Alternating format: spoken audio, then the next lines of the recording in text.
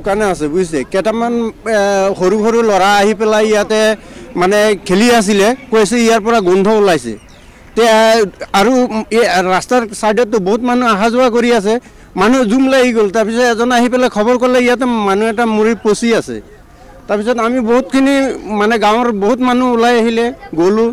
গৈ পেলাই দেখিলোঁ সঁচাকৈ মানুহ এটা মৰি আছে তাৰপিছত মই হুজাই থানাত ফোন কৰিছোঁ ছাৰে আহিব বুলি কৈছে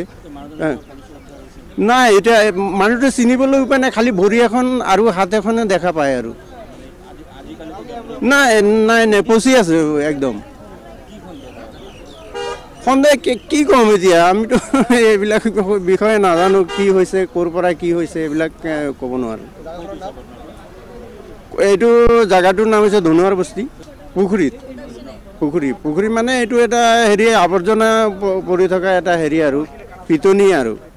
পিটনিতে পৰি আছে হয় আজি মানে আমি এইটো দেখি আচৰিত হৈ গৈছোঁ এটা ডেড বডি মানে পানীত পৰি আছে আৰু আমাৰ এই এলেকাত ধনুৱাৰ বস্তি প্ৰথম হৈছে এনেকুৱা ঘটনা আৰু যিটো ঘটনাত মানে আমি দেখি আচৰিত হৈ গ'লোঁ একচুৱেলিতে ঘটনাটো চাগে ডেড বডিটো দেখাৰ পিছত এনেকুৱা লাগিছে যে এইটো আজিৰ ঘটনা নহয় বহুদিন আগত তেওঁ কোনোবা মাৰি ইয়াত পেলাই থৈ গৈছে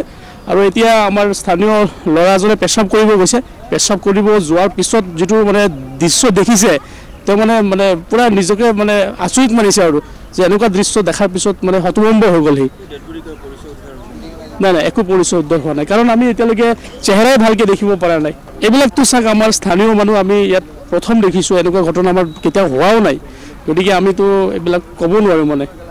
কাৰণ এনেকুৱা দৃশ্য আমাৰ প্ৰথম জীৱনত মোৰ নিজৰে বেয়া লাগি আছে এইটো দৃশ্য দেখাৰ পিছত